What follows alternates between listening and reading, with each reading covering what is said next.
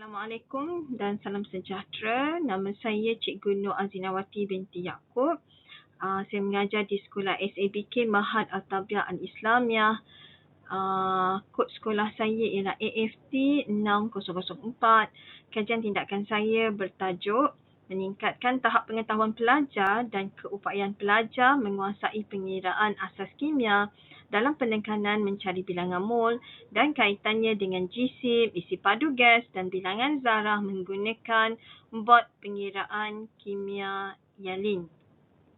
Okey, kajian ini dijalankan bagi meningkatkan keupayaan dan penguasaan pelajar dalam tajuk pengiraan asas kimia. Jadi sebelum kajian dijalankan, didapati pelajar kurang mahir menggunakan maklumat yang diberi serta keliru memilih rumus kimia yang sesuai seperti yang dihendaki dalam soalan. Maka dengan menggunakan bot pengiraan kimia Yalin, langkah pengiraan pelajar lebih teratur dan tersusun serta pelajar dapat menentukan sendiri rumus pengiraan kimia yang tepat untuk digunakan. Pelajar akan lebih jelas dalam memahami kehendak soalan dan dapat mengaitkan bilangan mol dengan jisim bahan, isi padu gas dan juga bilangan zarah dengan baik. Okey, objektif kajian. Objektif umum yang pertama adalah menarik minat pelajar dalam mata pelajaran kimia dan ingin menunjukkan betapa senangnya pengiraan kimia jika kita memahami dengan baik.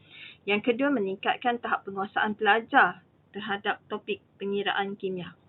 Objektif khusus dalam kajian tindakan ini ialah pelajar dapat menjawab soalan pengiraan yang melibatkan bilangan mol dan kaitannya dengan isi padu gas, jisim bahan dan bilangan zarah. Pelajar dapat memilih formula pengiraan kimia yang betul. Pelajar boleh menyelesaikan masalah pengiraan kimia dengan rasa gembira. Okey, pelaksanaan kajian tindakan. Okey, pertama sekali semua pelajar sensul ini diberi latihan lah. Okey, masa membuat latihan tu, didapati bahawa 3 orang pelajar ni dia tidak dapat menjawab latihan pengiraan dengan baik. So, maka kat situ kita dah dapat 13 orang pelajar ni, dia tidak dapat menjawab pengiraan dengan baik. So, maka terus dijadikan kumpulan sasaran lah. Okey, selepas 13 orang pelajar ni dipilih, okey, maka diberi ujian diagnosis yang pertama pada 8/4/2021 untuk mengkaji bahagian mana yang pelajar tersebut kurang mahir lah. So, kita mencari masalah ke atas ke-13 orang pelajar. Okay, ya. So, lepas dah ditandakan dan diberi ujian diagnosis, antara masalah yang ditemukan yang pertama ialah ada pelajar ni dia berlaku kesilapan pengiraan disebabkan dia tidak pandai menulis persamaan kimia dan persamaan tu tidak diseimbangkan. Okey. Yang kedua, masalah yang kedua didapati bahawa ada pelajar dia dah menulis persamaan kimia dengan betul dan diseimbangkan. Kemudian masalah dia adalah dalam memilih formula. Formula yang dipilih salah, dia tak tahu nak pilih formula yang mana. Okey, lepas tu ada separuhnya dia tidak menulis nisbah bilangan mol yang asal dengan bilangan mol sebenar yang dinyatakan. Maksudnya dalam pengiraan yang didapat dengan yang sebenar lah. Dan last sekali, kesilapan untuk memilih formula pengiraan yang terakhir. Dan di situlah masalah yang dikenal pastilah terhadap 13 orang pelajar sains tulis ni lah setelah diberi ujian diagnosis yang pertama.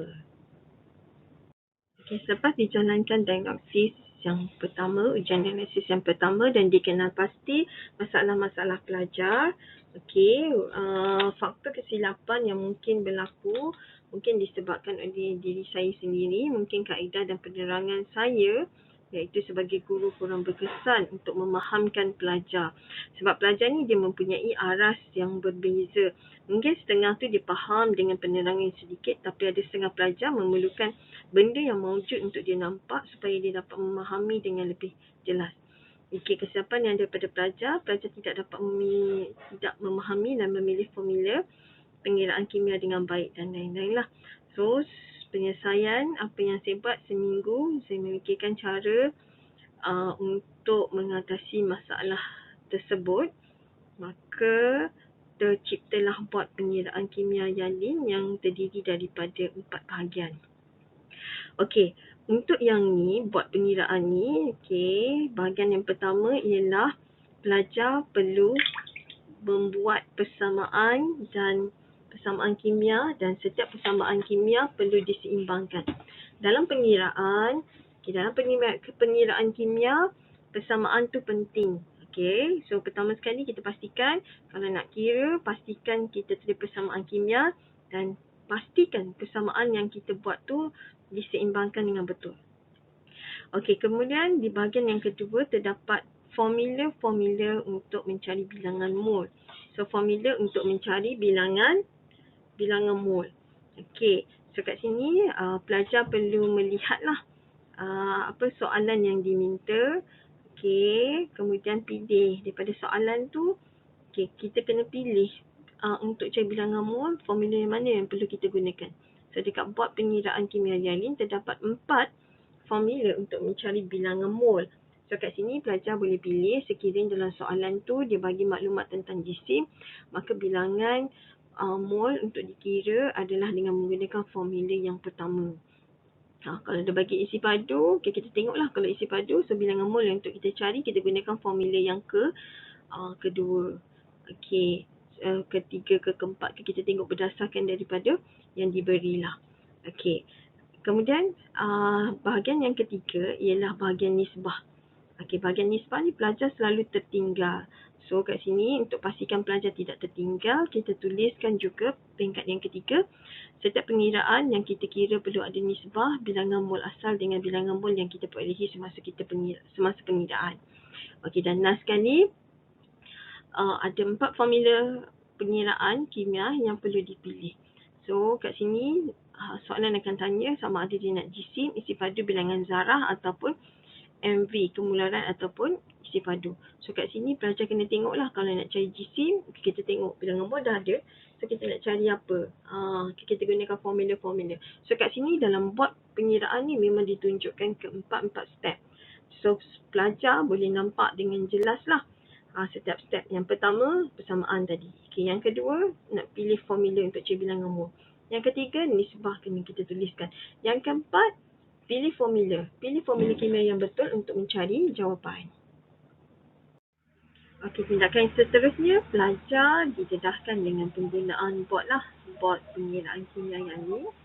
So dekat sini kita ajar pelajar macam mana nak menggunakan bot tersebut. Kita tunjukkan apa 4 bahagian yang penting supaya pelajar faham. Okey, kemudian kita juga buat latihan pengiraan menggunakan bot pengiraan kimia yang ni. Okey, kemudian pada hari yang berikutnya untuk perjumpaan yang seterusnya ujian diagnosis 2 dijalankanlah. So dijalankan pada 6 Mei 2021. So pelajar dibekalkan dengan bot pengiraan kimia yang ni. So masa ujian diagnosis yang pertama kita tak ada guna bahan bantu mengajar. Untuk ujian diagnosis yang kedua kita bagi dia satu bahan kertas atau yang menunjukkan pengiraan kimia tu.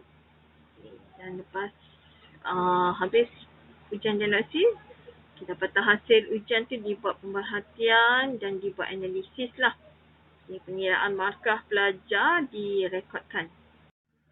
Okey, dalam jadual ni disertakan pelajar selama 13 orang tu dengan markah ujian diagnostik yang pertama dengan ujian diagnostik yang kedua lah.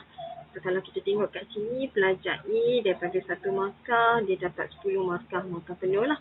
Pelajar B pun sama, pelajar C daripada markah awal dia, yang pertama 3, dia dapat 5. Okay, D 3, dia dapat 7. E 1, dia dapat 6. Pelajar F 3, dia dapat 9. Pelajar G daripada dia dapat 3, dia dapat 10. Pelajar H dia dapat 1 masa ujian yang pertama. Kemudian ujian yang kedua, dia dapat 9. Okay, pelajar I dia dapat markah untuk ujian yang pertama, tapi ujian diagnosis yang kedua dia dapat 9. So, kalau kita tengok kat sini, rata-rata menunjukkan ada peningkatan dalam markah ujian diagnosis yang kedua berbanding dengan ujian diagnosis yang pertama apabila mereka menggunakan bot pengiraan kimia yang ni. Okey, yang ni dapatannya di dilampirkan dalam bentuk graf dan alhamdulillah kita memang nampak dengan jelas bahawa peningkatan markah untuk ujian diagnostik yang kedua. So, setiap pelajar ada peningkatan markah ni walaupun sedikit.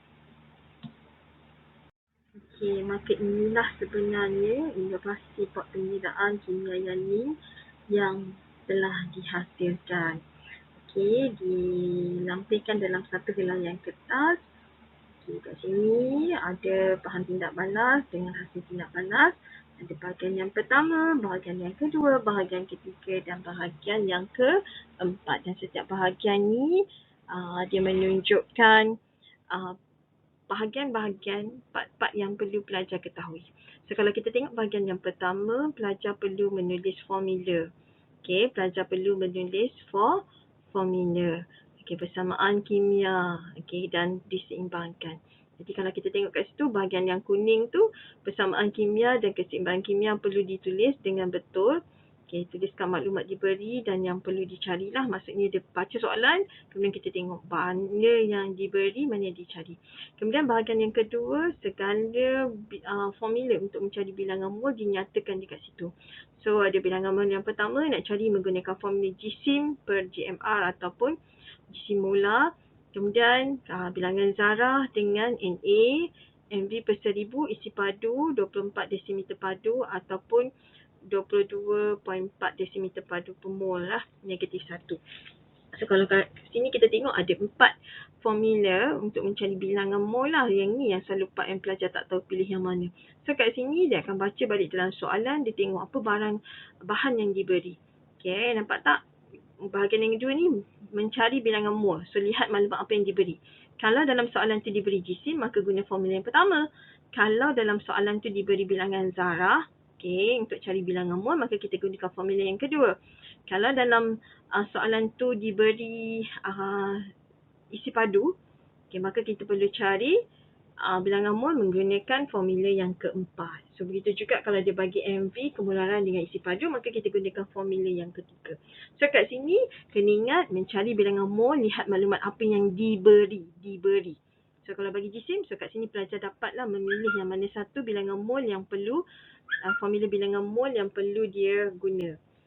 Okey, kemudian bahagian yang ketiga, setelah mendapat bilangan mol, okey, yang kita cari, yang kita kira tu tadi, maka kita kaitkan dengan apa? Dengan persamaan asal tu, bilangan mol yang asal. So kat sini nisbah mol asal dengan bilangan nisbah mol sebenar. Kat sini kita akan carilah, kita akan buat darab silang. Kemudian bahagian yang keempat, okey, sekarang ni bila dapat bilangan mol, sekarang kita tengok soalan apa yang ditanya. Kalau soalan tanya jisim, maksudnya jisim tu kita nak cari, maka kita gunalah formula yang pertama. Kalau dalam soalan tu dia tanya bilangan zarah, maka kita akan gunakan formula kedua untuk mencari mencari jawapan dia. Yang ni pula nampak tak perbezaan antara bahagian 2 dan bahagian 4. Bahagian 2 mencari bilangan mol, maklumat yang diberi. Tapi bahagian yang keempat, kita dah ada bilangan mol, kita nak cari apa yang dia nak. Kalau dia nak cari jisim, kita guna formula yang pertama. Kalau dia nak cari bilangan zarah, kita akan guna formula yang ketiga. Kalau formula yang kedua, kalau dia nak guna isi padu, dia nak cari isi padu, maka kita guna formula yang keempat. Kalau dia nak cari kemolaran ataupun isi padu, kita guna formula yang ketiga. So kat sini memang jelas, memang nampaklah step by step yang perlu pelajar ikuti untuk pengiraan kimia. Di samping tu, kelebihan dia juga, pelajar boleh dapat markah penuh lah dalam peperiksaan sekiranya dia menggunakan step by step bot ni. Okay, bot pengiraan kimia yanin.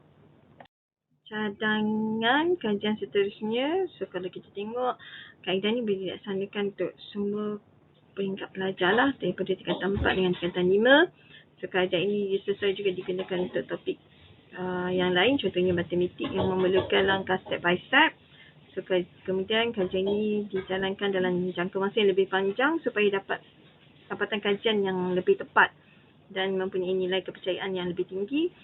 Kemudian kalau kita tengok, buat pengiraan kimia yanin ini perlu di-upgradekan dengan meletakkan warna-warni serta gambar yang dapat merangsang minda otak pelajar. Okey.